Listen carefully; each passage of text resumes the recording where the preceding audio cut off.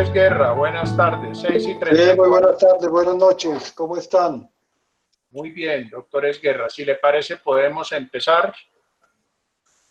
Bueno, bien, muy buenas noches, señores académicos, muy buenas noches, señores invitados a esta sesión académica de la Academia Nacional de Medicina.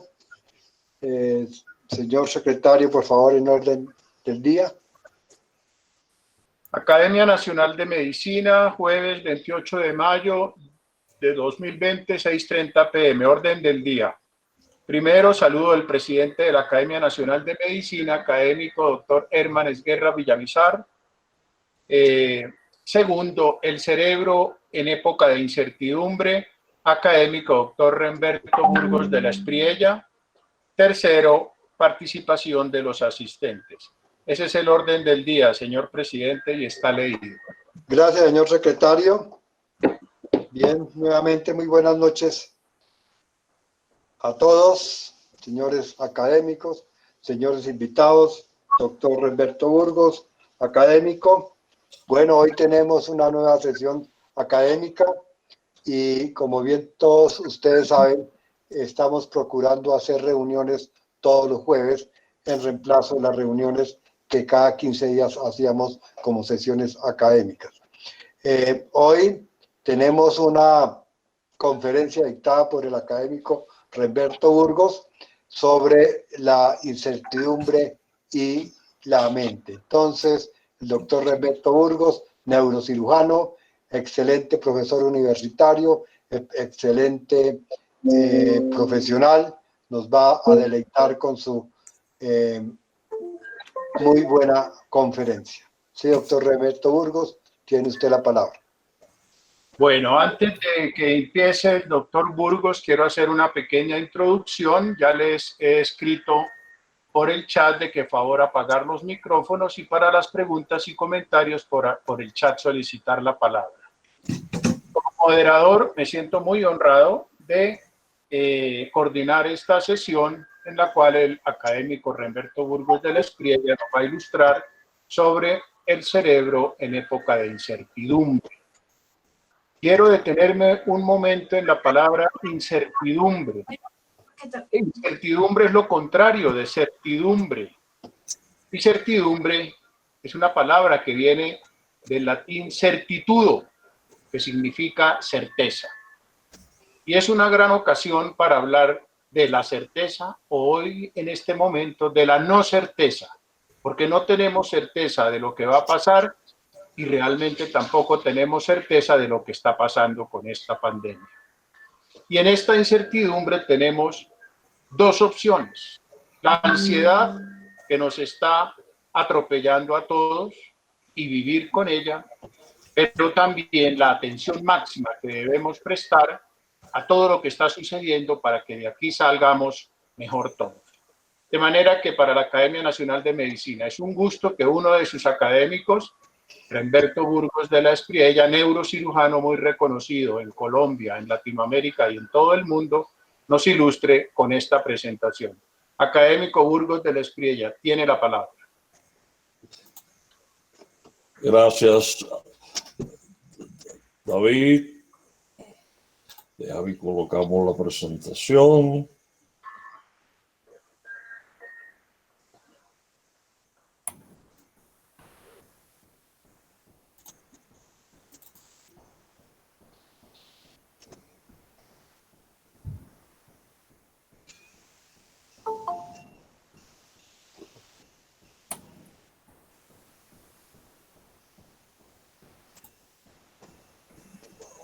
Buenas noches. Primero, gracias al señor secretario y moderador de la reunión, doctor Vázquez, por esta generosa presentación.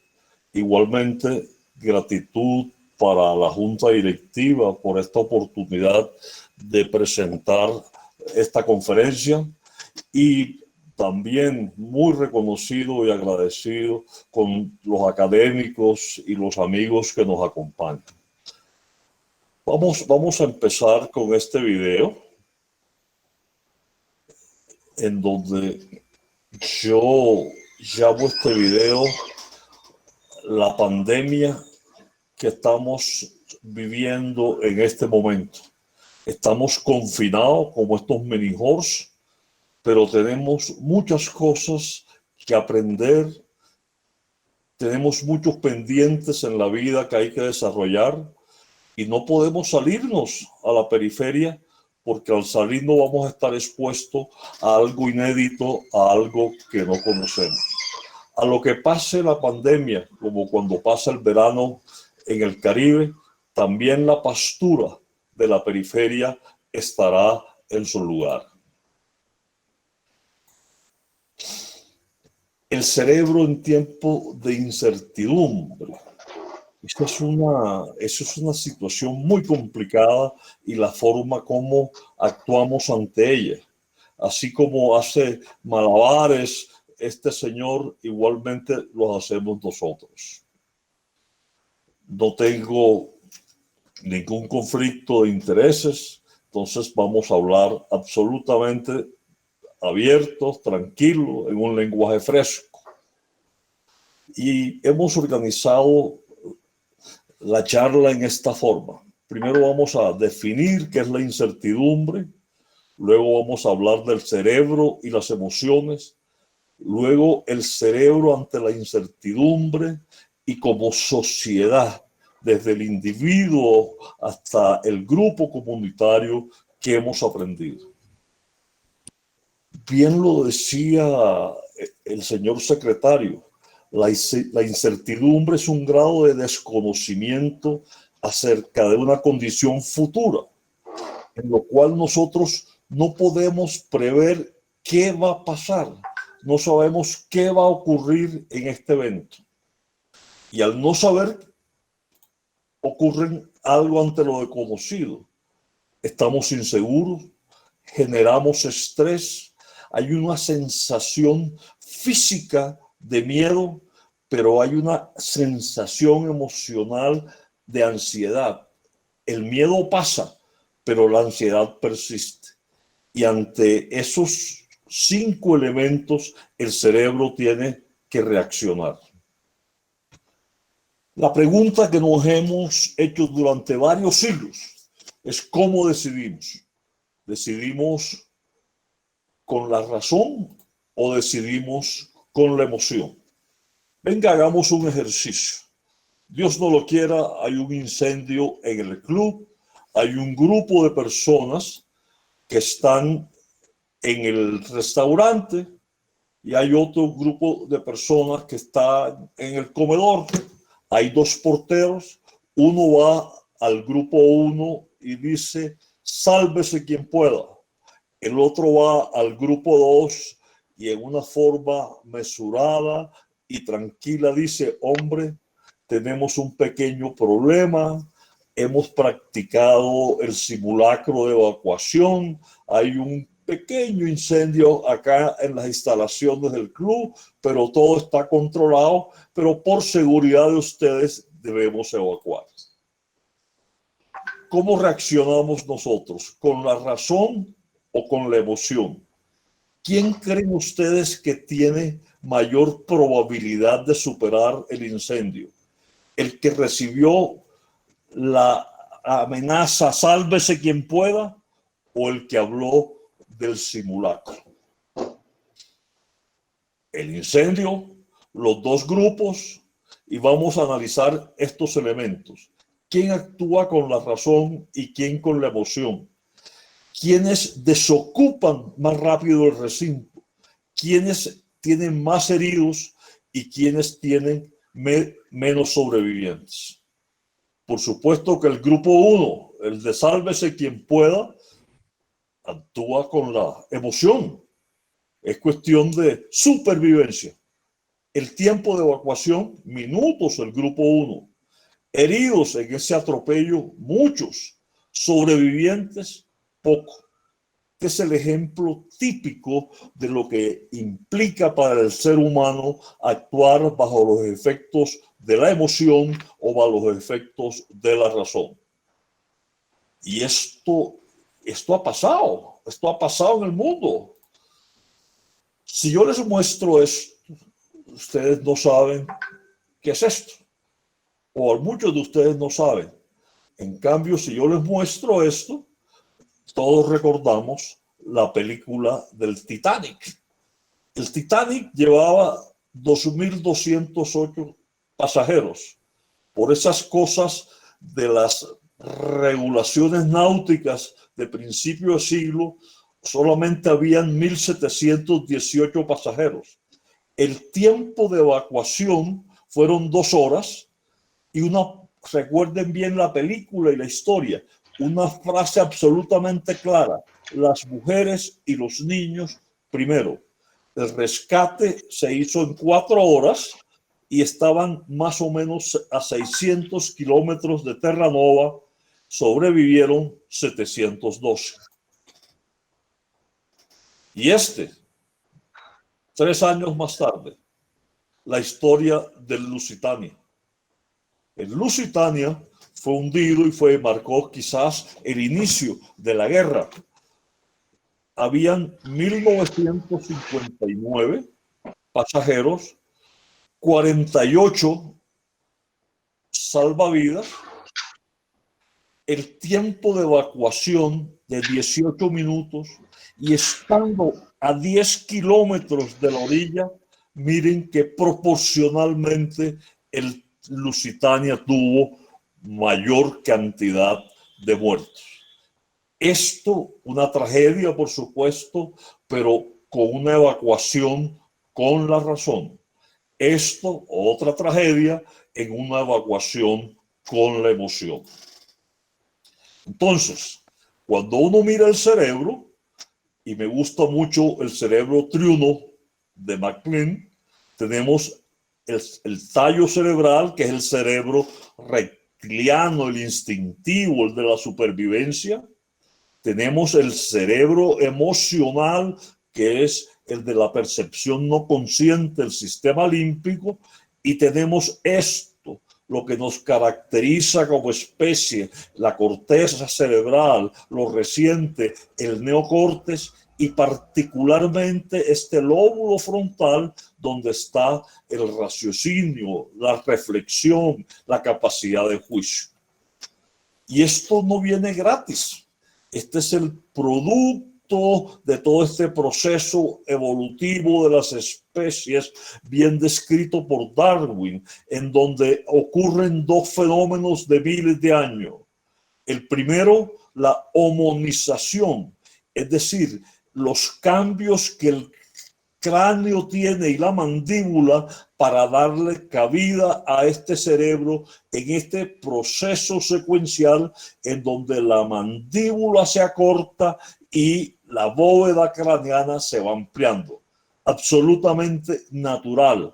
Y el proceso de humanización, que es el proceso del producto social como seres que somos, en donde nos gusta estar con las otras personas. Esto es el proceso evolutivo de Darwin bajo estos 2 cánones, uno natural, el de la homonización, y otro, el de la humanización. Y a veces pensamos cosas bobas y nos olvidamos de esto, de toda esta secuencia evolutiva, de cómo el cráneo se va adaptando, se va adaptando, se va adaptando a través de los años, hasta que de acá pasamos acá, y eso somos nosotros.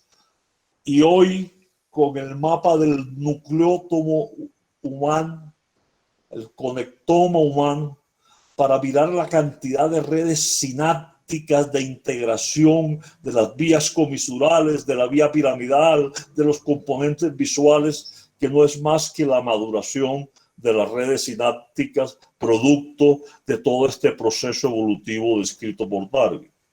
Entonces tenemos un cerebro emocional,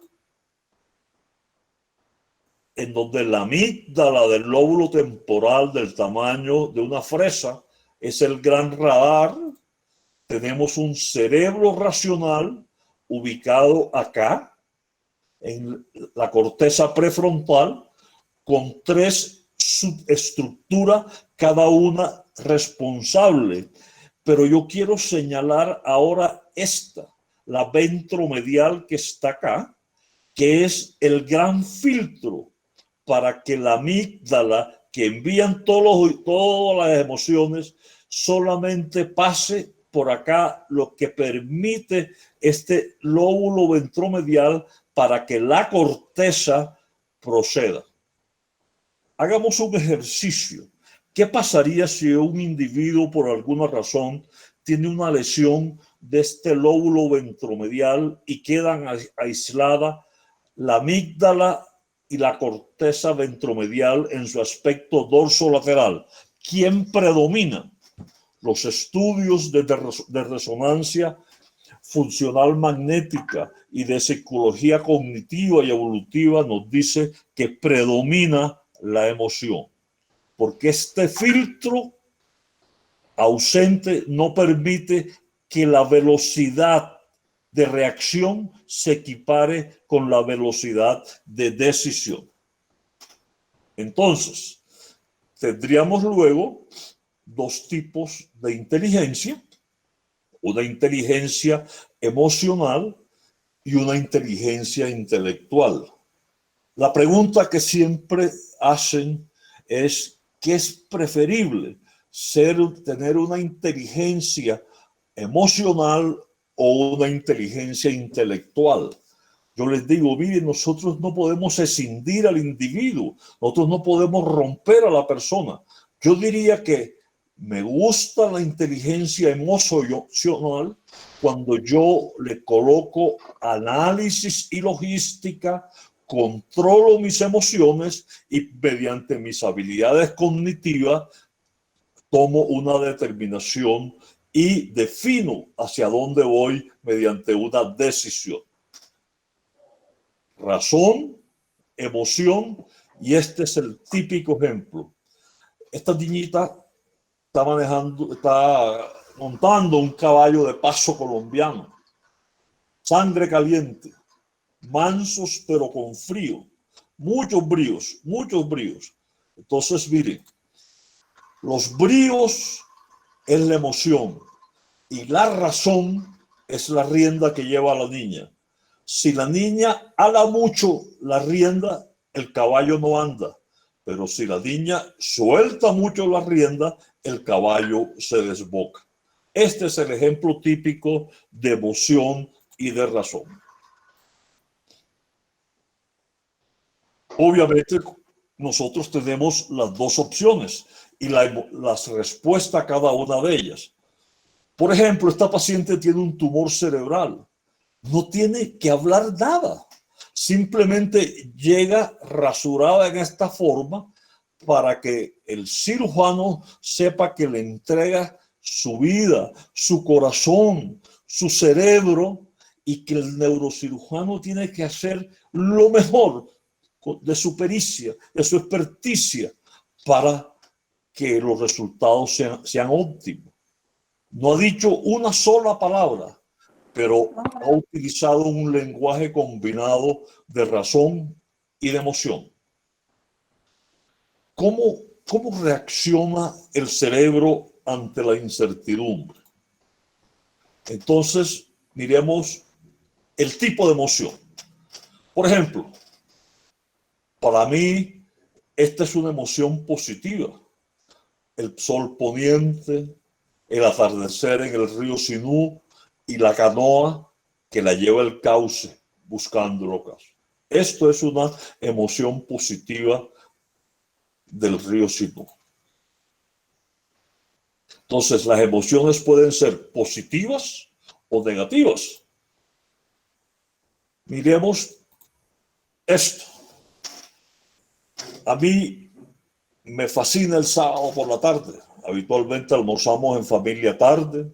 Después de eso salgo a caminar y llego a comprar el baloto. Compro el baloto y de regreso a casa pienso todo lo que haría con la plata del baloto y hago todo un castillo ilusorio en donde yo llego lleno de optimista a la casa con ese premio de baloto. Es tan fuerte la emoción positiva que a mí no me permite analizar el costo del billetico y yo no tengo en cuenta los 10,000 pesitos que me costó el billete. ¿Ustedes saben cuál es la posibilidad real de ganarse uno un baloto? 1 en 15,000 millones. Pero es tan fuerte, tan potente la sensación de tener ese recurso con el premio que se olvida uno del costo del baloto. Veamos entonces el otro tipo de emoción, la emoción negativa. Y la emoción negativa, cuando uno las compara, son ambas emociones primarias del ser humano. No se identifican como especie. La ira, por Dios. El asco es de las más interesantes. Tiene una neurobiología muy, pero muy atractiva. La soledad y el miedo.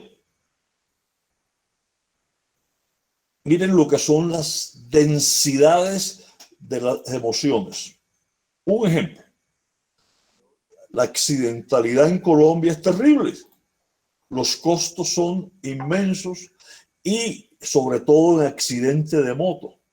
Y uno le dice y se cansa de decir, por Dios, a los señores de moto, miren, utilicen casco, no tomen licor, ojo con el parrillero. ¿Cómo van a transportar a la familia en una moto?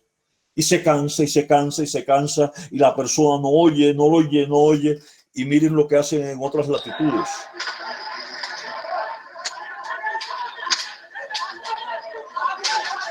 Obviamente uno no puede aplaudir este esfuerzo, este abuso de la fuerza pública, ni mucho menos. Pero por Dios, estas son las emociones que desencadena la falta de respuesta de las personas cuando ocurre esto. O puede pasar como esto. Este hombre ha tenido una mañana horrorosa, el desayuno pasa 2 minutos, él quiere desayunar. Quiero que miren el ceño del individuo. Insiste, por favor, en que él quiere desayunar. El gerente. Miren también el gesto de la dependiente. Y tiene que almorzar, no hay desayuno para usted. Y miren cómo reacciona y miren el gesto del actor de Michael Douglas. Vea, el ceño, la nariz y miren. Eso es una emoción negativa que produce algo que se llama el secuestro neuronal. Es decir, es tan fuerte el impulso que la emoción, la rabia, la ira, anula absolutamente todo con unos gestos faciales absolutamente característicos. Entonces, ante la incertidumbre, nosotros podemos reaccionar dependiendo del patrón de las emociones, de emoción positiva o emoción negativa. Vámonos a la realidad del país. Miren la firma encuestadora, miren la fecha, Universidad del Rosario, publicado en El Tiempo, la metodología, en enero del 2020.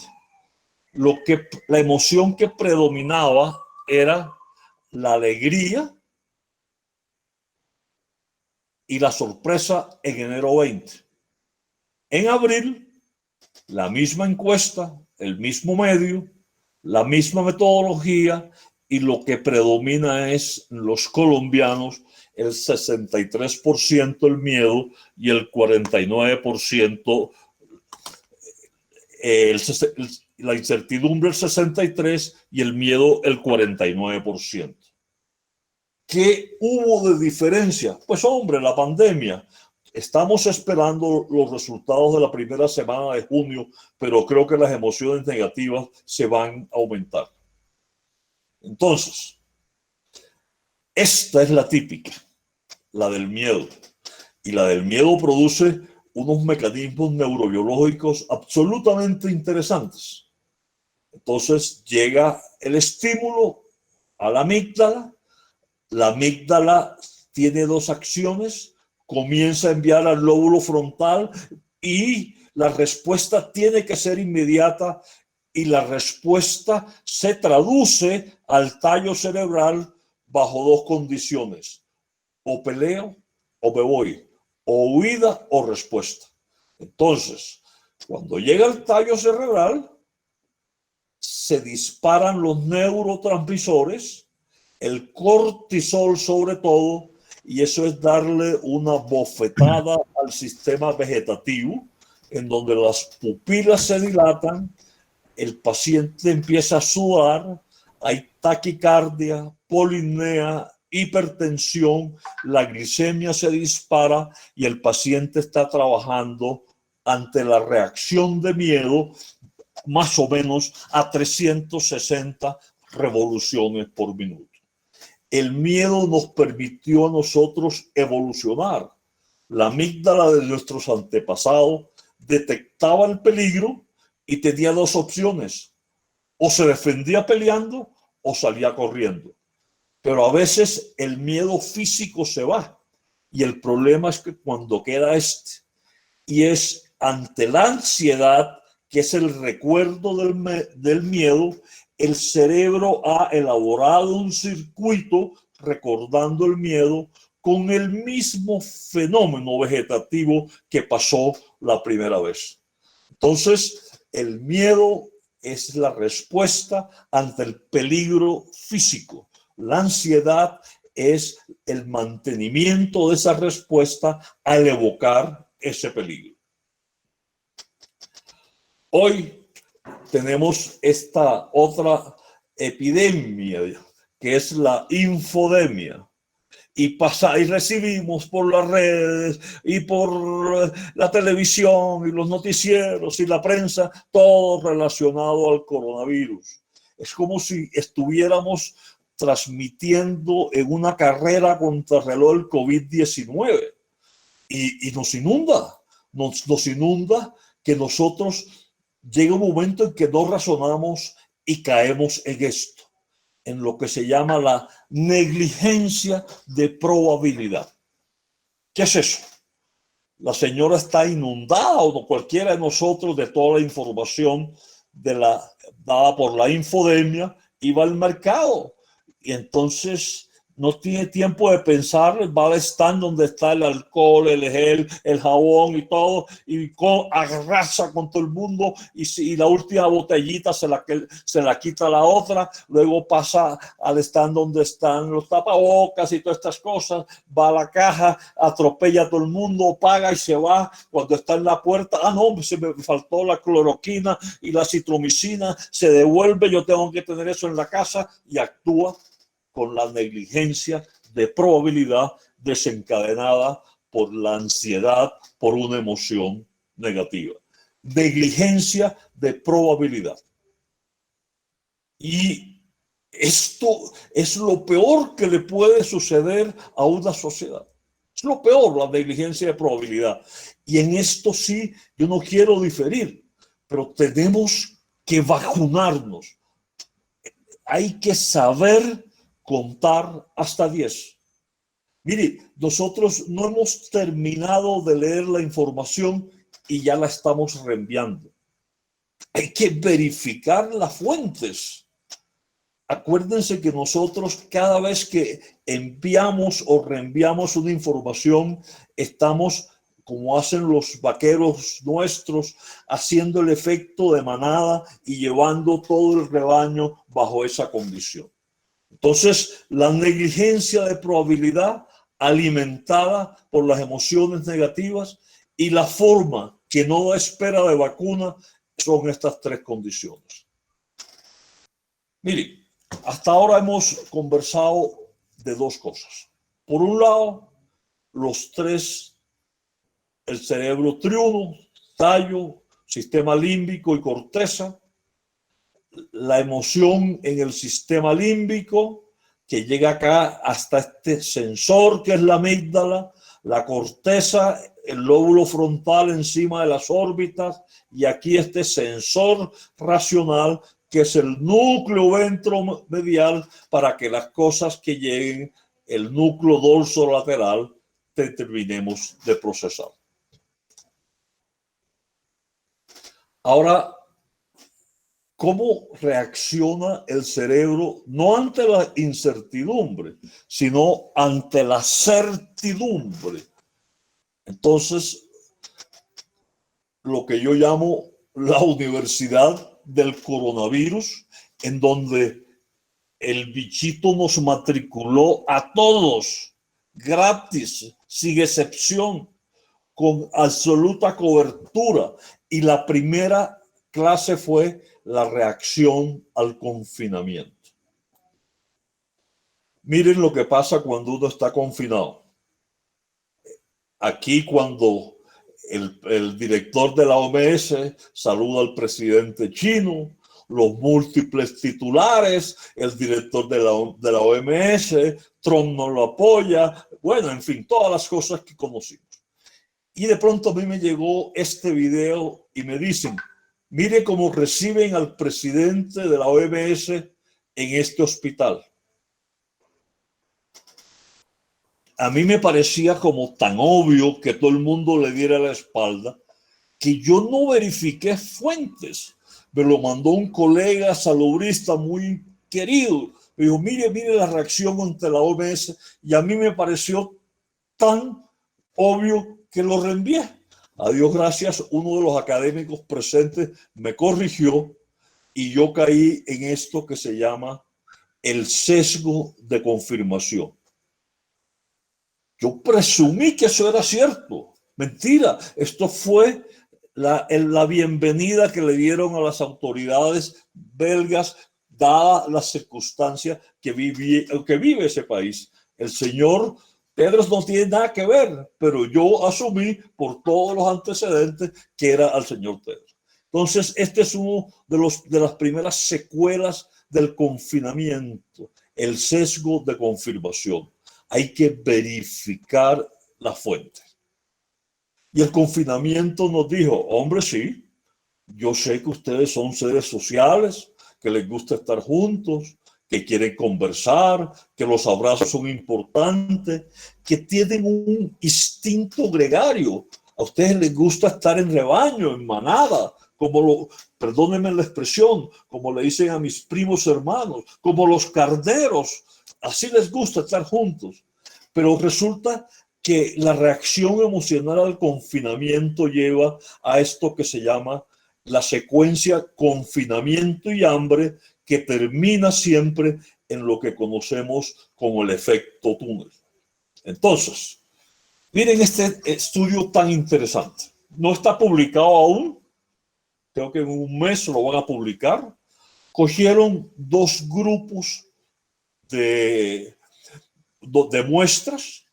A los primeros les dejaron 10 horas sin comer, a los otros los dejaron 10 horas aislados. Y luego, después de ese periodo, a los que estuvieron sin comer, les pasaron estas imágenes de comida exquisita, le hicieron una resonancia nuclear magnética funcional a ver qué elementos en el cerebro, en el sistema nervioso se activaba. Y a los que estuvieron confinados les pasaron imágenes de reuniones sociales, de chat de familia y todas estas cosas, e igualmente hicieron los estudios de resonancia nuclear magnética y pásbense de los resultados bien interesantes. Se llegó al concepto del ayuno social. En otras palabras, el confinamiento y el hambre, cuando se hace una resonancia magnética funcional, se ve que se activa la sustancia negra y el área ventral tegmental de esto. Estas sustancias son los precursores del circuito de recompensa que se alimenta con la dopamina. ¿Qué significa esto? Que el ayuno o la meditación voluntaria son convenientes, pero el ayuno prolongado o el confinamiento obligatorio tienen el mismo efecto y activan esta sustancia por el hecho de que necesitamos comer y necesitamos estar con las otras personas. La soledad puede matar, como lo hace también el ayuno prolongado. Pero lo importante es que se ha identificado esta sustancia negra como la responsable de la iniciación de la activación cerebral ante esas dos circunstancias. El confinamiento y el hambre tienen los mismos sustratos neurológicos. Y el efecto túnel. Entonces, seres sociales, nada de reuniones, el ayuno social y miren el efecto túnel. Para eso les voy a colocar el ejemplo de una familiar mía de Cartagena. Esta familiar mía de Cartagena vivía frente a la playa, una casa de las antiguas, con los mangos más espectaculares, absolutamente espectaculares y deliciosos. Y entonces uno le decía, oiga Magda, vea esos mangos tan exquisitos que usted tiene. Y dice, sí, pero me ha tocado cambiar la baldosa de la terraza 4 veces este año. Y pasaban los hijos de Magda y uno le decía, oye, pero estos muchachitos coloraditos, blanquitos, hermosos, caramba, ¿cómo están estos muchachos? Y ella lo completaba. Y barriones porque están llenos de lombrices. Mi abuela, que vivía en Montería, le decía, bueno, Magda, nosotros queremos que usted vaya a pasar una temporada con nosotros. Te mandamos los tiquetes en avión. Ella le respondía, no, señor. Yo no voy a eso porque eso se puede estrellar. A la semana, mi abuela le decía, bueno, entonces te vienes en bus en Brasilia, te mandamos los tiquetes. No, señora, yo no voy en eso porque lo pueden asaltar. Mi abuela desesperada le dijo, bueno, entonces lo que haces es lo siguiente, te vienes a pie de Cartagena a Montería. No, yo no puedo porque me sale una culebra. Y el efecto túnel es simplemente el fatalismo que nos acompaña en todas las circunstancias de la vida, no obstante tengamos muchos mangos para que nos dé los mejores jugos y los mejores dulces. El segundo punto, cómo reacciona el cerebro ante la certidumbre, es, oiga, esto de la pandemia está duro. Yo no tengo ingresos. No tengo ingresos. Veamos qué tan cierto es. El titular de la revista Semana, la cosa está dura, pero claro que está dura, está durísima. Miren el tipo de restaurante, miren los aeropuertos, ya esto se acabó. Miren el distanciamiento social. Y estos caballeros ya el turismo en canoa absolutamente nada. Ahora el turismo es estricto, es los pescaditos que salen o de vez en cuando la venta de arena. Ícono del buen comer. Y esta frase que me pareció absolutamente puntual. Más que reinventarnos, tenemos que tratar de sobrevivir con nuestra gente. ¿Qué tal esto? No tengo ingresos y el DANE, que ya lo conocimos, este informe, saca esto. El primer campanazo de cómo la economía nuestra está cayendo. Y cómo la pobreza está subiendo. Absolutamente cierto. Y cómo la estratificación de clase toca el personal sanitario y tenemos hoy una nueva clase en donde la contratación no formal está llevando al personal sanitario a unas condiciones extremadamente complicadas. Eso es cierto. Señor, usted no tiene ingreso, pero es que el país se está empobreciendo. Pero ¿cuándo me recupero? Miren, el escenario. Hasta el 2022 nadie sabe cómo vienen estos picos, nadie sabe de este premio de montaña, nadie sabe de esto de ahí, estas ondulaciones. Y nosotros estamos relativamente bien nuestra economía, pero pues miren cómo están los otros, qué tal nosotros en esta circunstancia y el hombre sintiéndose pobre. Y Diego, esto es de Diego Rosselli, dice, hombre, yo tengo unos modelos matemáticos, me perdonan, yo no soy mago, pero yo voy a dar unas predicciones y a mí la que me gusta es la tercera. Es decir, que nosotros no nos hemos acercado todavía y ya yo empiezo a sentirme pobre. Hágame el favor. ¿Qué será cuando lleguemos al 15 de julio? Oye, ¿y qué tal que a mí me dé la enfermedad? Y yo pienso y leo las crónicas de mis colegas que han estado en cuidado intensivo, los que han tenido buena suerte y aquellos que desafortunadamente la reacción se los ha llevado. ¿Qué tal que a mí me dé eso? Y miren, estas son las tablas. Este es el número de contagiados. Miren dónde estamos. Compadezco yo a los colegas de Guayaquil. Y miren hoy cómo estamos de disponibilidad de UCI. ¿Y qué tal esto en donde ya el riesgo del ingreso al coronavirus al país es alto? ¿Y alguien me puede decir hoy cuál es el riesgo de la enfermedad? Yo esta mañana, porque quería traerles datos recientes, le pedí al grupo que trabaja conmigo que me investigara. Y me hablan de una prevalencia más o menos menor al 0,4 hoy. Pero es que ¿cuántos test se han hecho en Colombia? Alrededor de 150,000, más o menos. Entonces, ¿cuál es el riesgo real de la enfermedad? Pues, comparémoslo. Un rayo, ese es el riesgo. Una tempestad, ese es el riesgo. Y una cardiopatía, ese es el riesgo. Con esa prevalencia, hoy el riesgo es bajo. Pero en un mes, ¿cuál va a ser? Cuando venga el pico grande a mediados del semestre entrante, ¿cuál va a ser?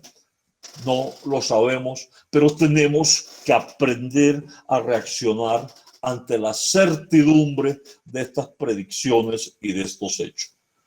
Y se nos vuelve esto, lo que nosotros en el Caribe decimos un fandango, una jarana, una fiesta, una jarana cerebral, en donde los hechos pesan tanto que nos van doblando. Y nosotros no hemos podido asimilar que hay que asumir la normalidad. Tenemos que centrarnos, hay que centrarnos.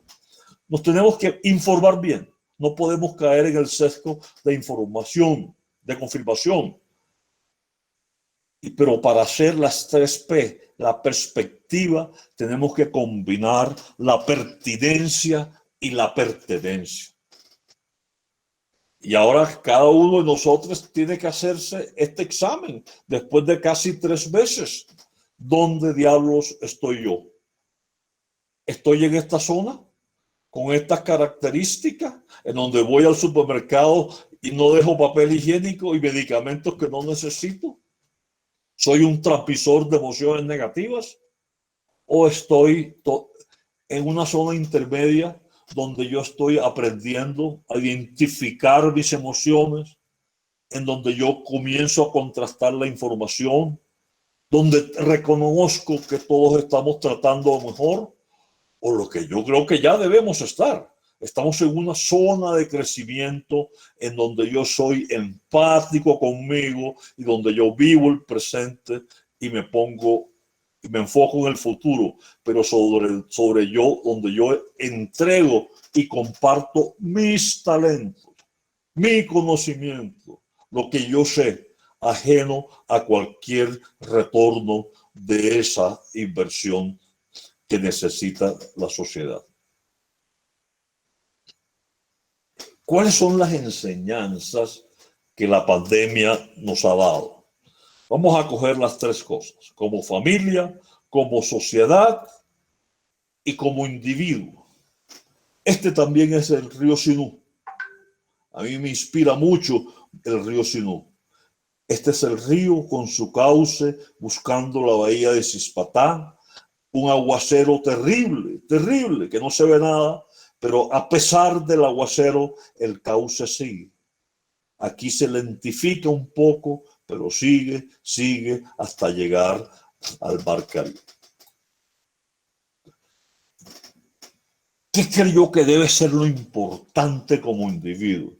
Que esta pandemia nos enseñe desde el punto de vista de las neurociencias a cambiar el circuito de recompensa. Este es el circuito de recompensa. Y esta es la gran empresa, la que produce dopamina. Y estas son las dos estructuras que necesitamos, el lóbulo frontal y la amígdala, para que la vía de la recompensa tenga unos nuevos canales de comunicación. Entonces, la vía de recompensa es lo que nos hace repetir los actos generosos, es lo que nos hace que repitamos lo que nos produce placer. Por eso el chocolate es tan sabroso, porque nos hace repetir, pero desafortunadamente el circuito de recompensa es el que se activa también y hace de nuestros muchachos los adictos intratables. Pero esto, el cambio de paradigma durante la pandemia, tiene que llevar al cambio en el circuito de recompensa de los colombianos.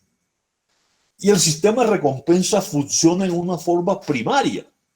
Si yo tengo, por ejemplo, hambre, pues hombre, yo busco comida. Si tengo sed, agua. Si tengo la libido exaltada, sexo maduro. Si estoy muerto de cansancio, pues hombre, tengo que irme a reposo. Para que las redes sinápticas respondan a un propósito que construya al ser humano. Eso es lo que tiene que ser nuestro circuito de recompensa, la construcción del ser humano en función de la sociedad en la cual vive. Y durante el confinamiento aprendimos esto. Interpreten esto como ustedes quieran, como una neurona o como el coronavirus. Ajeno a los dos, aprendimos que hay que nuevamente entrar a la universidad de la vida, no del coronavirus. Tenemos que aprender, porque en la medida en que nosotros aprendamos algo nuevo, las redes sinápticas se consolidan, se abren nuevos caminos y se hace más densa la materia gris. Esto, la sinaptogénesis durante los periodos críticos que nos está tocando vivir. Y esto es absolutamente indispensable. La educación como tabla de salvación del cambio social. Este estudio es fascinante. Uno de los grupos de guerrilleros nuestros, lo llevaron a Europa y le hicieron una resonancia nuclear magnética funcional antes de instruirlo, de enseñarlo. Y a estas personas iletradas le hicieron la resonancia y año y medio más tarde le hicieron una resonancia de control. Los cambios fueron absolutamente maravillosos.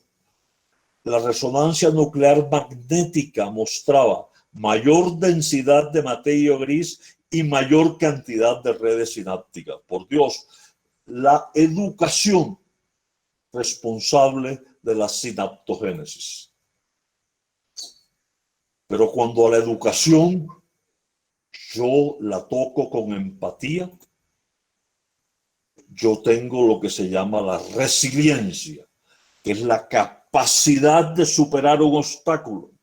Pero la resiliencia ya la miro temporal. Yo quiero que esta capacidad sea permanente y viene este nuevo concepto antiquísimo, por cierto, que se llama la de longanimidad.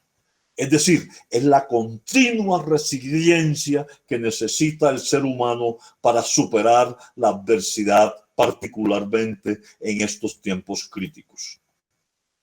Ahora bien, si eso nos dejó como individuo, yo les colocaba a ustedes el Titanic.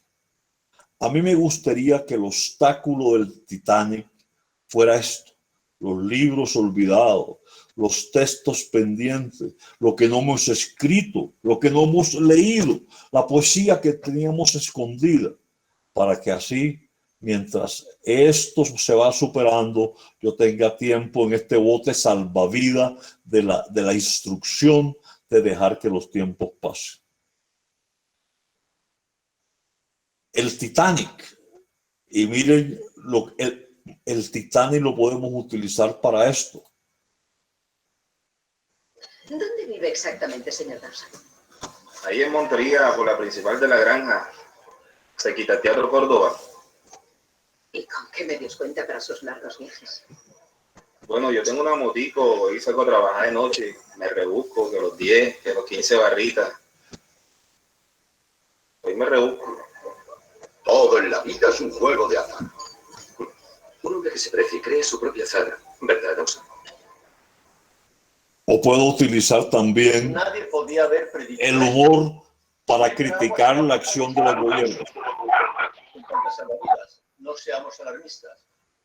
No nos estamos hundiendo. Es un bulo de la ultraderecha. Hay que evitar que la tripulación difunda noticias falsas sobre icebergs. Y ante estas situaciones críticas, el humor es quizás una de las mejores medicinas.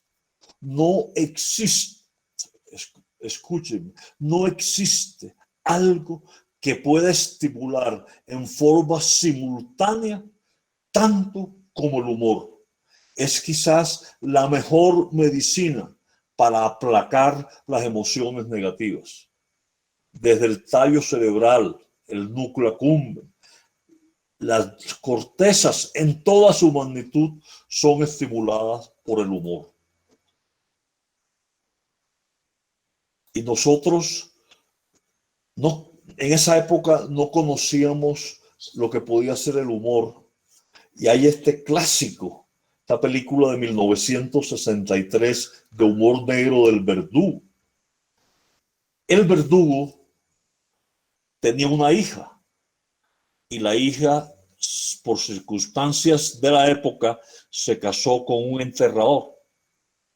Después del matrimonio, el Verdugo debía pensionarse y el suegro le dijo al nuevo yerno: hombre, ocupe usted mi cargo, a mí no me ha tocado fusilar a nadie en todos estos años y usted tiene derecho a vivir en el piso, en el apartamento donde yo vivo. Por esas cosas de la vida le tocó al nuevo Verdugo, que era un hombre de unos principios rectos, fusilar a una persona. Mire García Berlanga en esta escena. Este es el reo, este es el verdugo no puede ir, no es el reo, le mandan el sacerdote al verdugo para convencerlo que cumpla su deber y el reo tranquilo, y el verdugo vomita y vomita y vomita. Es decir, este es el concepto de algo que están trabajando, sobre todo el profesor Damasio, que se llaman los biomarcadores o los marcadores somáticos.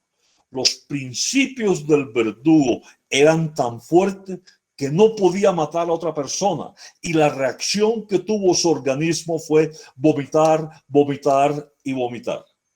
Ahora lo hacemos con la piel, como un polígrafo, en donde el sudor absolutamente incontrolable aumenta la conductancia y sabemos cuándo con el polígrafo la persona está mintiendo. Entonces el humor es algo fascinante para el cerebro. Como familia, ¿qué aprendimos? Qué pena, doctor Remberto.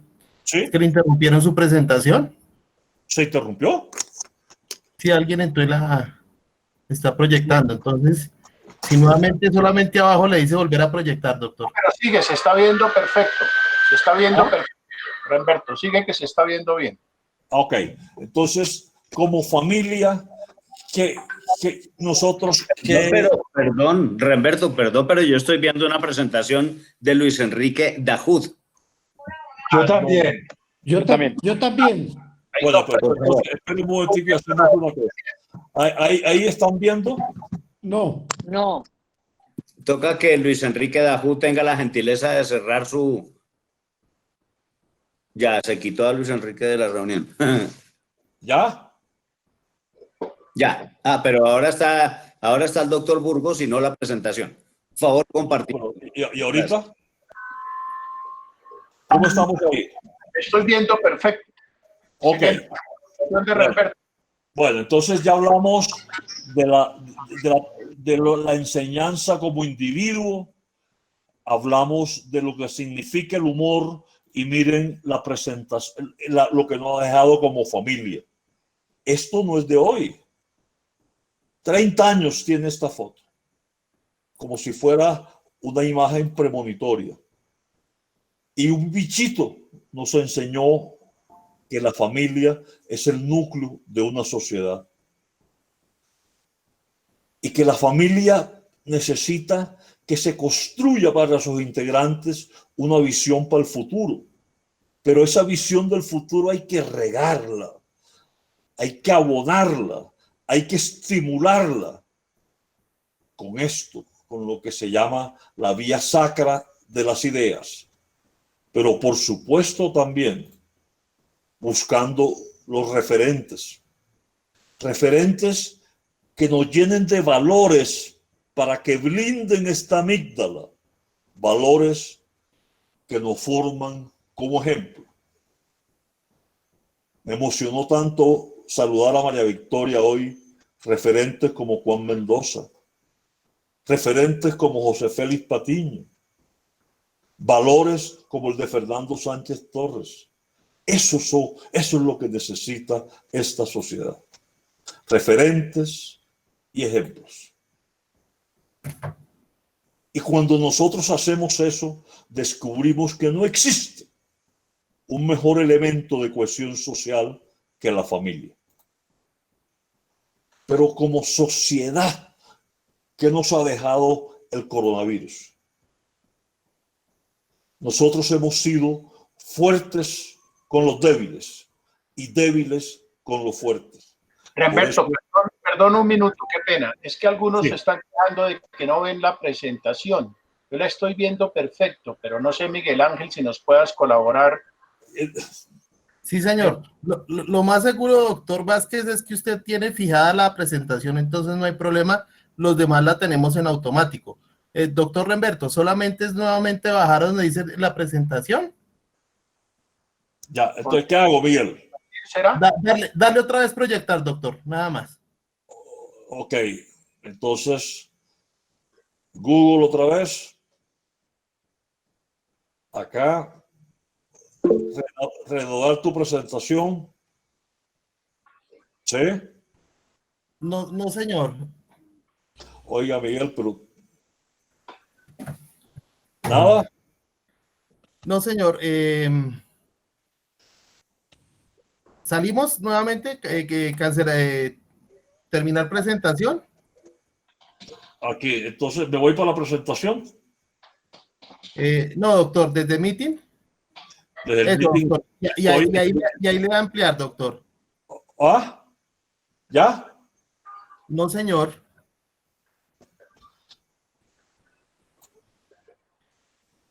Renovar presentación. Ahí sí, señor. Perfecto, doctor. ¿Cómo estamos ahí? No, señor, se está proyectando su pantalla, doctor. Bueno, entonces voy a... Salir y hacemos lo mismo que hicimos al principio, doctor. ¿Qué hacemos? ¿Me salgo? Sí, señor. Cerrar la presentación y... Bueno, entonces vamos a mirar.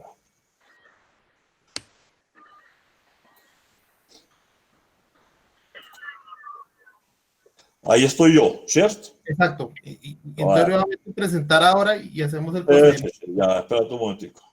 Presentar ahora tu pantalla completa. Acá, nuevamente, aquí.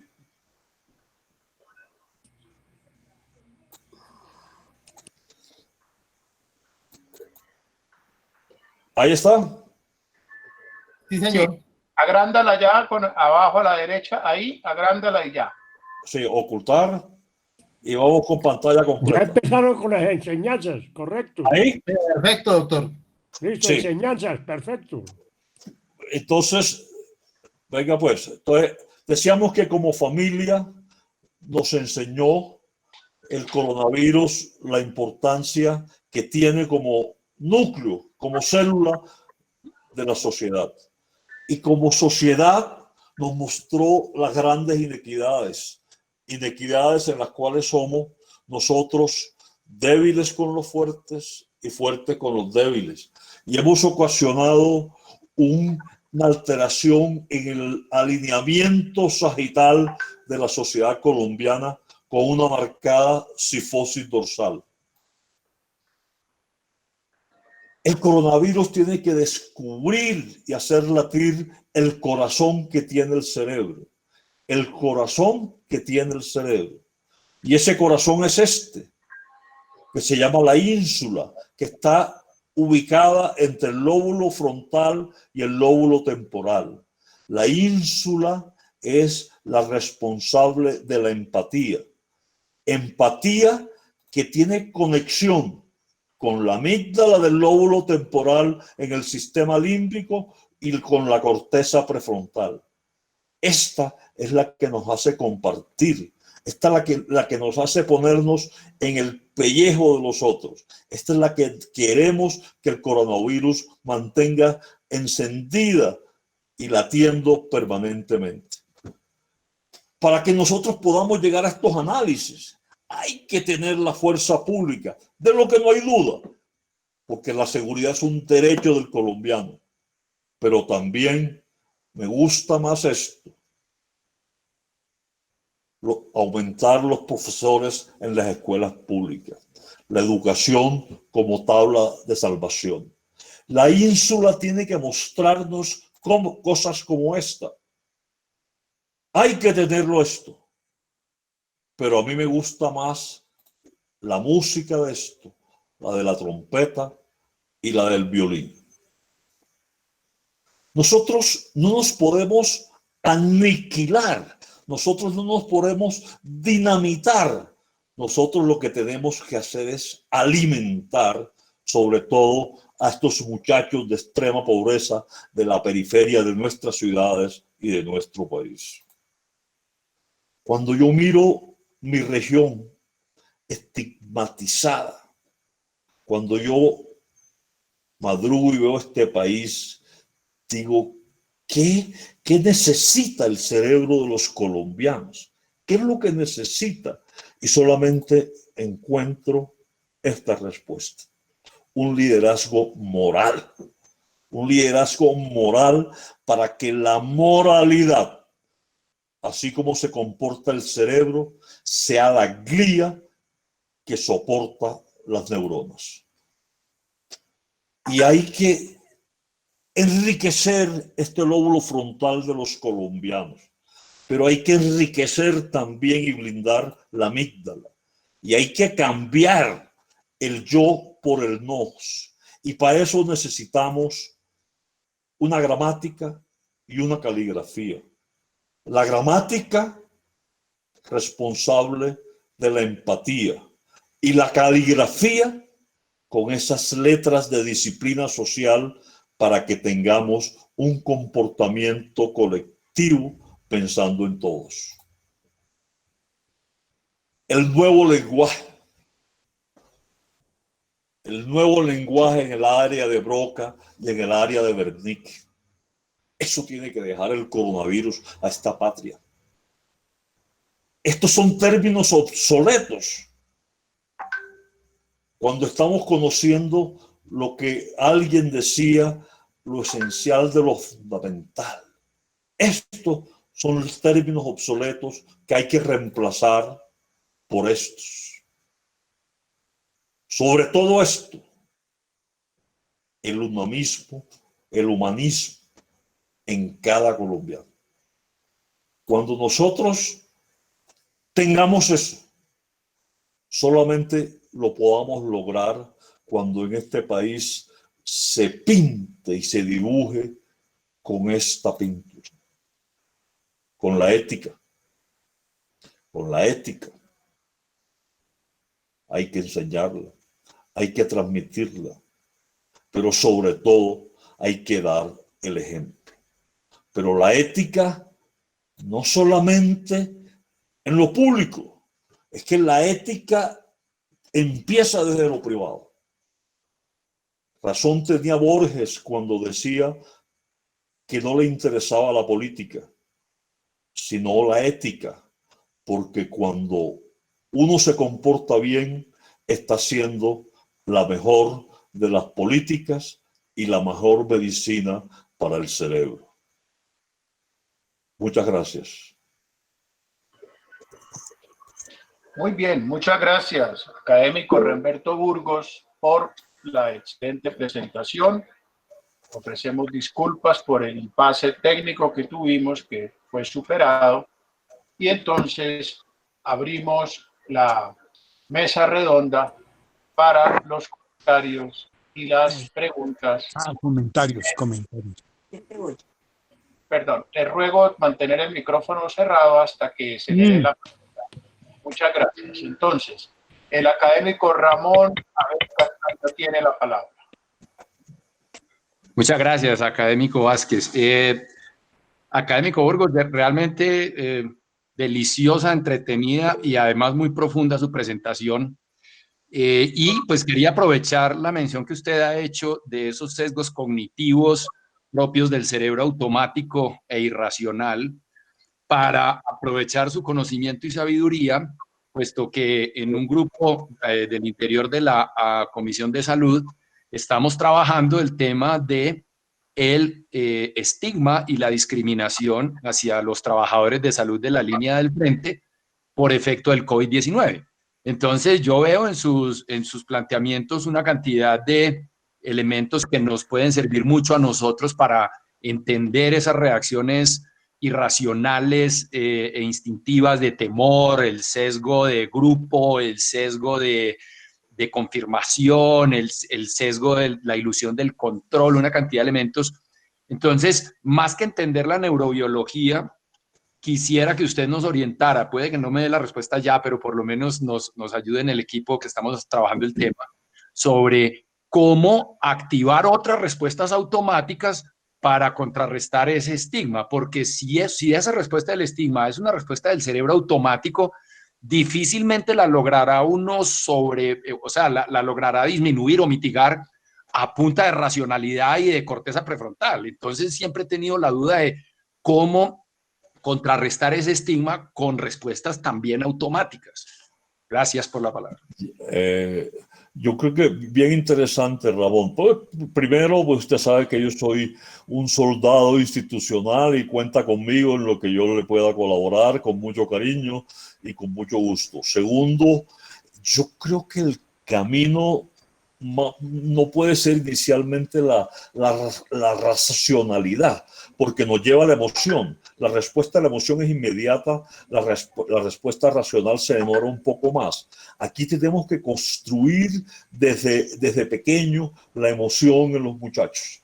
Y creo que la única forma es que nosotros comencemos a construir los nuevos circuitos de recompensa. Los nuevos circuitos de recompensa exigen trabajar a los muchachos desde pequeños.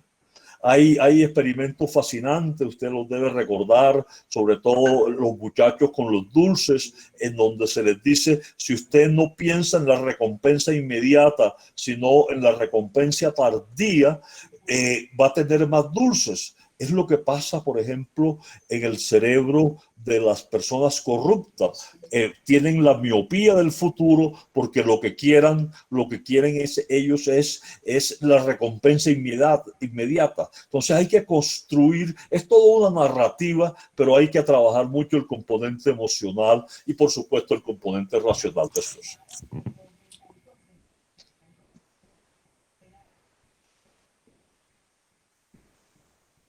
¿Aló?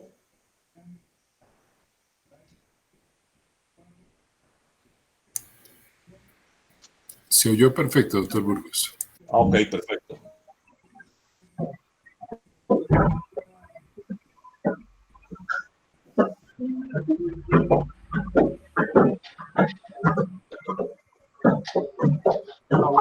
Peñaranda tiene la palabra.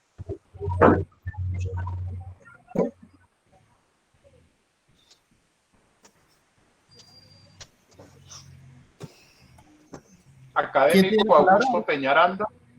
Augusto Peñaranda, por favor. Sí, David, gracias. Remberto, muy interesante toda su presentación. Quiero hacer básicamente una pregunta y un comentario relacionado. Sociedad, cultura y amígdalas cerebrales. ¿Cómo actúan bioquímicamente las culturas sobre los procesos de amígdalas, de emoción, de respuesta? Esto está relacionado con lo que usted presentó, que hace muy poco salió en la televisión, en donde esa caravana que llegó al hospital, las personas le voltearon la espalda. Sin embargo, cuando los americanos llegaron a Tokio, al Japón, después de la Segunda Guerra Mundial, después de haber el emperador haberse rendido, todos le voltearon la espalda. Y esa volteada de la espalda era una señal de respeto, una señal de reconocimiento de imposibilidad de los japoneses. Ellos reconocían en ese momento que no eran dignos de mirar a un grupo que los había vencido. Es una actitud que, digamos, puede tener muchos comportamientos o muchas estimaciones. Mi pregunta relacionada con esto es: ¿cómo son las amígdalas de nosotros los santanderianos y cómo las de ustedes los costeños, desde el punto de vista anatómico y bioquímico? Oiga, venga. Bueno, mire, me está escuchando, ¿cierto? Sí, señor. Ok, mire, hace unos días, yo no sé si fue en el grupo de educación, anoche en la sesión que tuvimos, yo hablaba del término de la disciplina social y hablaba con mis paisanos de Cartagena, porque ustedes conocen bien que Cartagena tiene unas cifras preocupantes de incidencia, pero también tiene el problema de la indisciplina social. O sea, el tómalo suave del Caribe, cómo se va a manejar con el problema tan necesario de la disciplina social. Yo envié durante este par de meses, he enviado unas fotos que me parecieron absolutamente dramáticas. O sea, los muchachos jugando en el arroyo de Barranquilla, el mercado público de Lorica, el mercado en Cartagena. Es decir, es un facilismo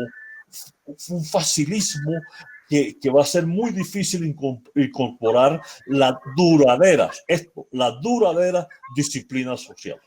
Entonces, yo veo muy complicado un proceso de, llamémoslo así, neoculturización, por decirlo, en nuestro medio, en donde esa amígdala flexible nos hace que de pronto gocemos un poquito más la vida que los mismos santanderianos.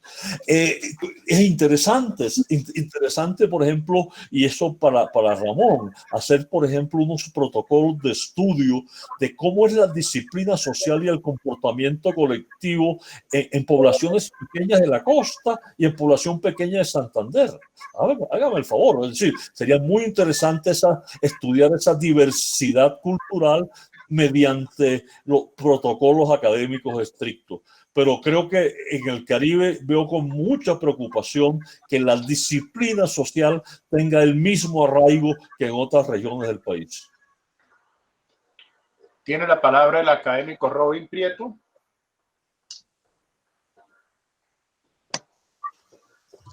Muy buenas noches. Doctor Remberto, yo quiero, además de felicitarlo, darle las gracias porque me hizo sentir como en un salón de clase, y para mí estar en un salón de clase es sentirme rejuvenecido. Así que en esta clase usted nos habló de incertidumbres, certidumbres, miedos, y lo que yo considero también característico de una buena clase es que genere dudas, inquietudes y preguntas, y a mí me quedan muchas preguntas, pero solo le voy a hacer dos. ¿Cómo explica usted desde el punto de vista racional este afán que vemos en todo el mundo de creer saber y de querer opinar respecto a un tema del que muy poco se sabe, todo esto del COVID. Y la segunda pregunta es, ¿cómo podemos manejar esta avalancha de información, esta infodemia? Y permítame de forma intencional utilizar la expresión webinar, con la cual estoy absolutamente en desacuerdo, porque creo que debemos usar la expresión simposios o reuniones virtuales, de las cuales hay a toda hora, día, noche, sábados y domingos. Muchas gracias. A ver, David, ven que yo voy a repetir las preguntas. Lo primero es cómo se comporta el cerebro racional ante esta, llamémoslo así, vicisitudes de datos de la pandemia. La segunda, con altibajos, no escuché la parte final. ¿Me la quiere repetir? Académico, sí, señor. Roy, hágalo usted mismo. Muchas gracias. ¿Cómo manejamos? Bueno, la primera es eso, ¿cómo se explica racionalmente esto de que todo el mundo cree saber y quiere opinar respecto a un tema del que poco se sabe?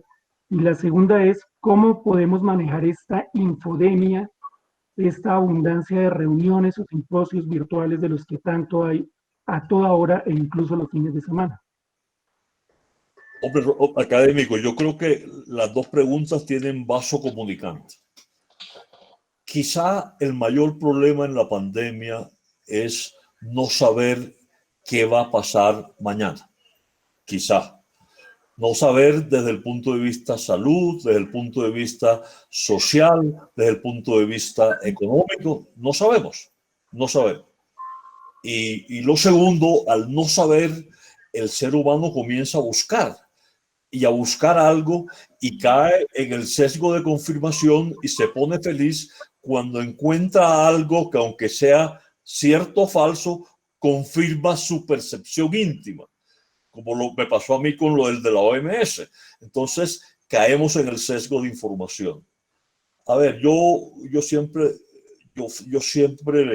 le digo a las personas con las cuales conversamos que yo entro a datos de la pandemia un par de veces al día, por la mañana bien temprano y por la noche antes de acostarme, pero busco como 3 páginas. Busco la OMS, busco el Instituto Nacional de Salud y busco el Ministerio de Salud. Durante el día, pues, es decir, ya recibimos tantas cosas que cuando hay algo que me impacta, pues me voy a buscar la fuente.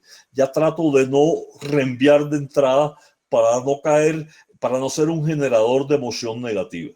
Si nosotros comenzamos a enseñar que no podemos reenviar por reenviar, sino que hay que clarificar fuente, pues hombre, absolutamente valedero.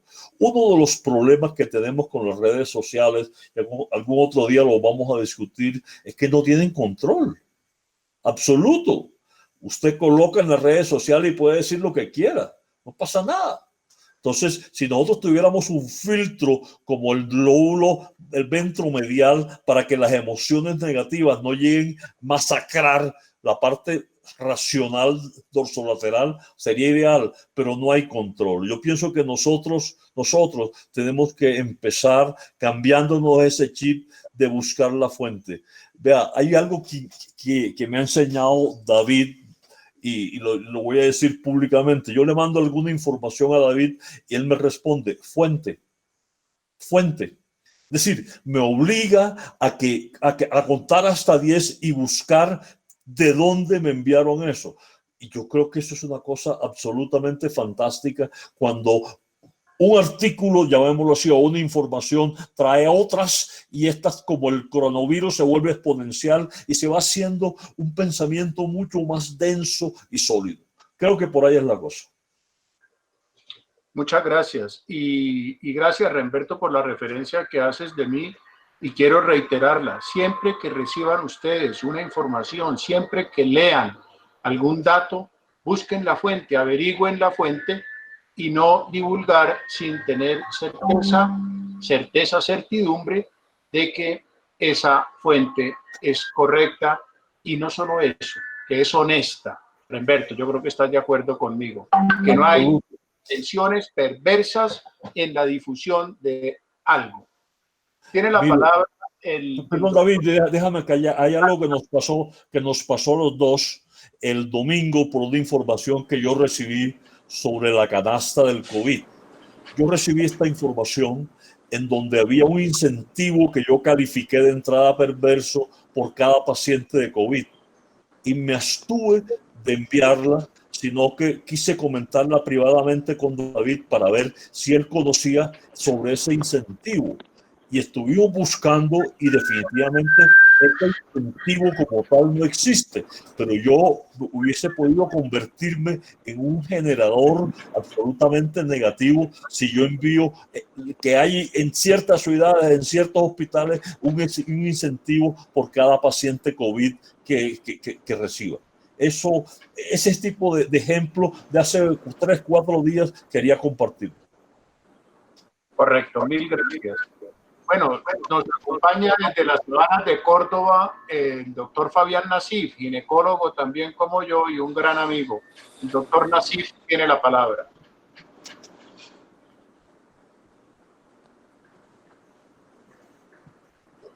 Fabián, ¿tienes el micrófono abierto? Tienes la palabra.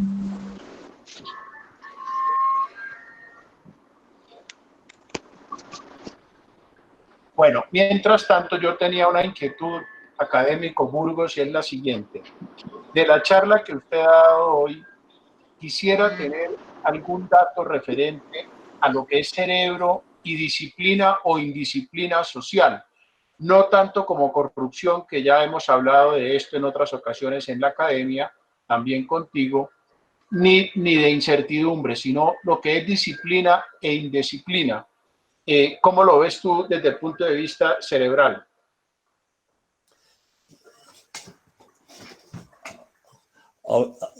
A ver, David. ¿Aló? Sí, te escuchamos. No, es que se me fue, perdóname, la última parte. O sea, desde el punto de vista de la disciplina y de la indisciplina social. Y el cerebro. Y el cerebro, ya, perfecto. Correcto. Vea, yo creo que esto es como los universales éticos. O sea, yo creo que los universales éticos, ojalá el profesor Sánchez me esté escuchando para que me ayude, nacen con la especie. Es decir, no matar, no robar, no engañar, da lo mismo que usted nació en Tokio, en Montería, en Barranquilla, en Buenos Aires. No, son universales que vienen con la especie. Pero hay un proceso estructural donde esa serie de universales se van incorporando a la corteza, al neocórtex. Pero existe también una influencia ambiental que es un constructo, que es lo que yo llamo la responsabilidad social que se adquiere en el seno de la familia y en el seno del colegio.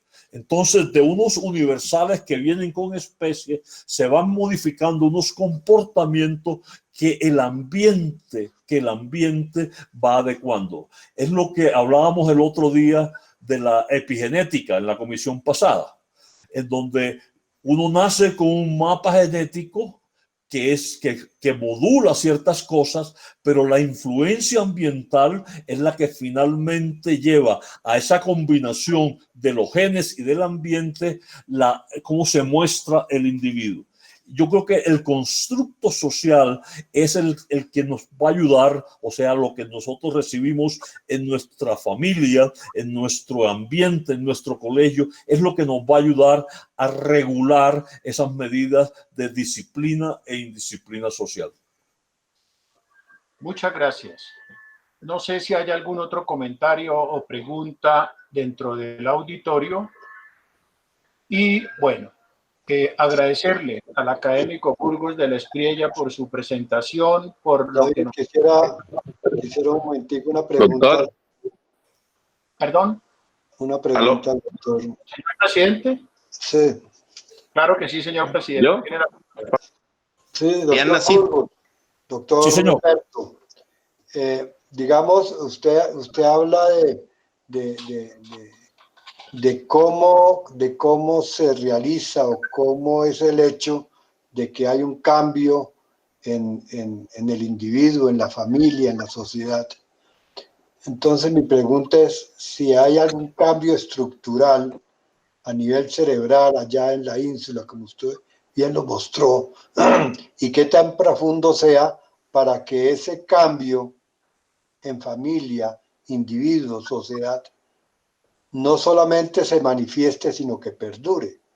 Y no que una vez pase la pandemia, esa huella, digamos así, no sea tan significativa y tan profunda que el comportamiento vuelva a ser el mismo. Oiga, doctor Herman, yo creo que es muy interesante pregunta. Vea, yo no le puedo en este momento decir si la influencia familiar puede cambiar la estructura del cerebro. No tengo en este momento el documento. Me deja mucha inquietud y lo voy a buscar, se lo prometo. Pero sí puedo decirle esto. Vea el caso, por ejemplo, de los guerrilleros aniestados. Absolutamente increíble. Cuando los tipos no sabían leer ni escribir, su cerebro se veía pobre. Después de 2 años, a lo que ya empezaron a disfrutar todas estas cosas, hágame el favor, mayor densidad en sustancia gris, mayor densidad en sustancia blanca. Es decir, la educación hace cambios estructurales en el cerebro. Otro ejemplo que se me ocurre. Vea, yo creo que si comparan las resonancias de nosotros, que estamos en estos 60 largos, con la resonancia de los muchachos que tienen 15 años, mis sobrinos nietos casi, y le hacemos un estudio funcional del pulgar en el área motora, está demostrado que los muchachos con esta aplicación del celular tienen la representación cortical del pulgar mucho más grande que la que tenemos nosotros. Es decir, la habilidad motora que da el celular hace que haya cambios estructurales. Otra cosa, por ejemplo, las personas que son músicos. Ayer con los hermanos Rosselli hablábamos con uno de los grandes músicos del Caribe, el maestro Miguel Emilio Naranjo. Yo le garantizo que si nosotros le hacemos una resonancia nuclear magnética a Miguel Emilio Naranjo, tiene un cuerpo calloso, o sea, las fibras comisurales que integran ambos hemisferios responsables de la música y de la creatividad, mucho más grande que nosotros que a duras penas tocamos el lápiz, pues. Entonces, o sea, la habilidad, la creatividad sí lleva obviamente a cambios estructurales. Y ese es el principio, doctor Herman, de la neuroplasticidad. Usted ha visto pacientes con tumores que operamos, que irradiamos, que llegan hemipléjicos, terminan el tratamiento y al año van a saludarlo caminando. Las áreas vecinas del cerebro, por habilidad adquirida, toman las funciones y la resonancia nuclear magnética muestra que esas áreas se activan por los movimientos. Muy interesante me parece lo de la familia. Voy a buscarlo y qué cambios tendríamos en la ínsula. Porque yo recuerdo una conferencia excelente que ya le he oído varias veces a usted sobre la corrupción.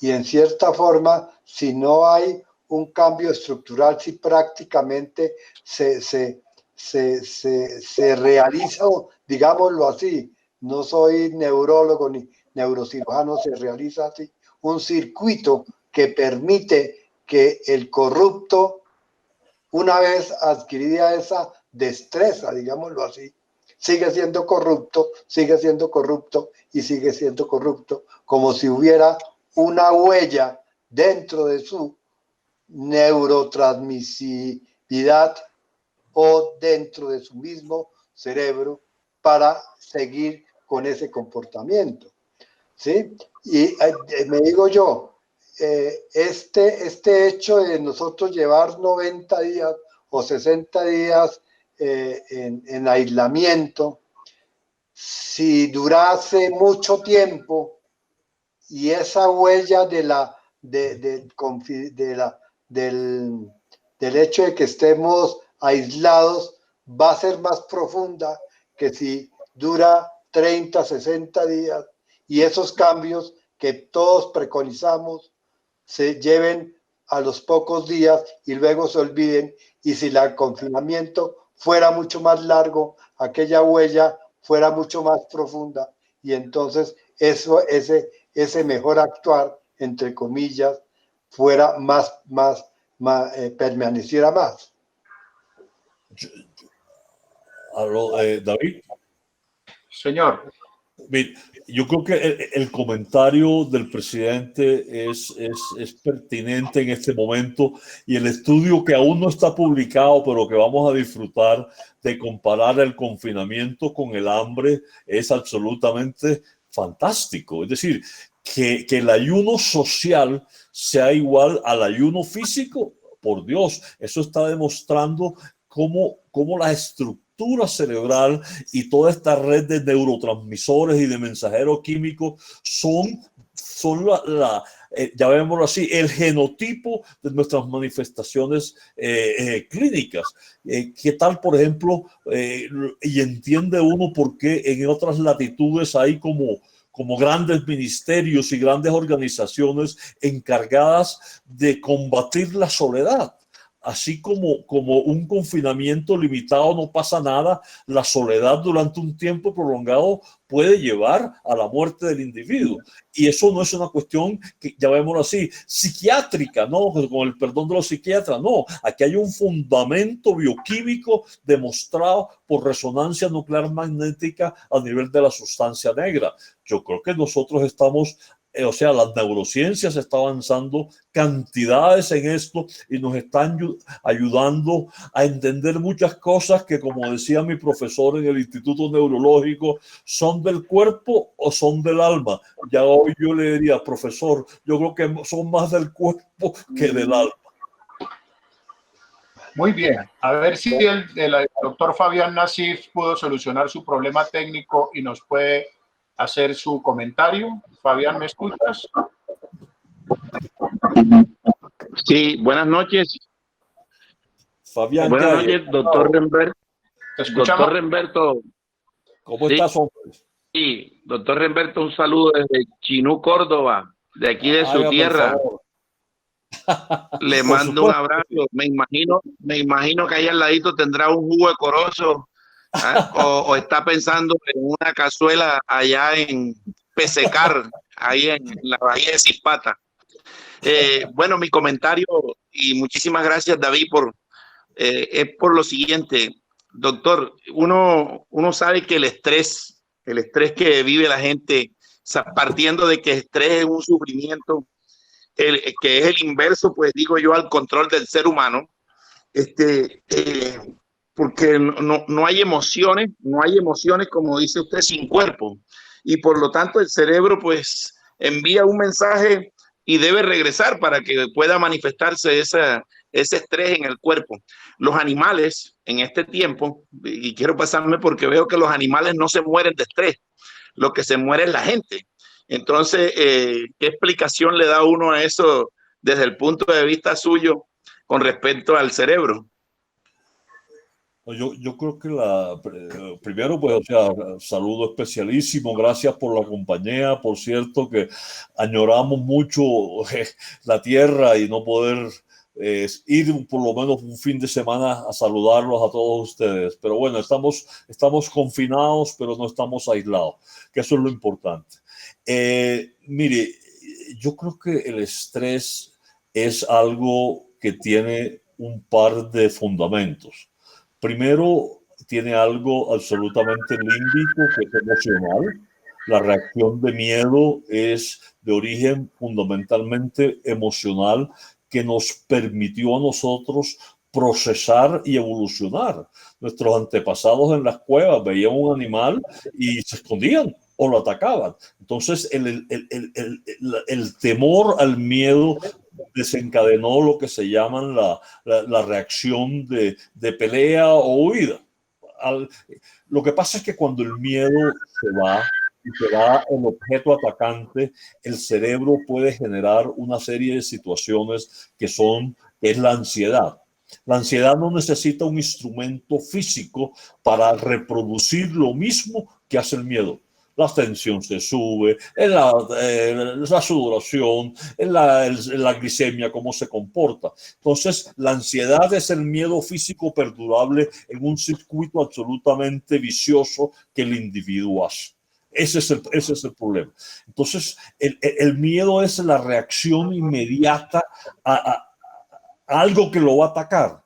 La ansiedad es la reacción permanente que tenemos como especie al recuerdo que hay en el hipocampo de algo que fue nocivo una vez y que no pudimos superar.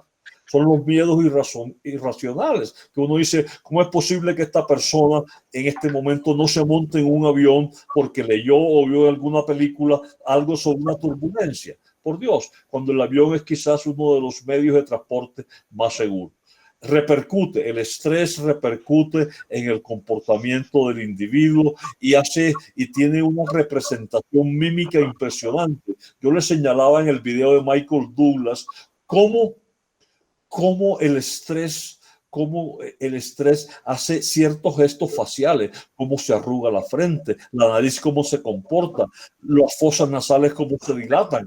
Esto es absolutamente incontrolable. O sea, el estrés y la reacción del individuo genera lo que se llama las mímicas faciales. Muchas gracias. Muchísimas gracias. Bueno, gracias por la intervención que ha hecho.